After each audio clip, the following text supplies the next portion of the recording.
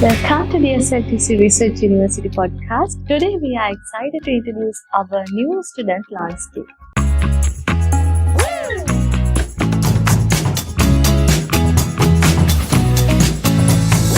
So how can a student apply for this loan? Angie, as I explained earlier, if a parent or a sponsor or any of your relations who can sign as a guarantor can have 75,000 as a monthly income. So it could be a combined income. For example, if your mother or father is a teacher, they have 50,000 income, another 25,000 they are getting from tuition income. So both put together, if you can make up a 75,000, so that is sufficient to get this loan. So if you have that 75,000, you can get in touch with our banking partners.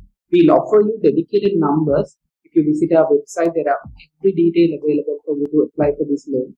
And our bank will help you by submitting the application and all the other documents. You can obtain this loan. From there onwards, student counselors will assist you on the registration process. You can complete the registration and start your degree. Simple as that.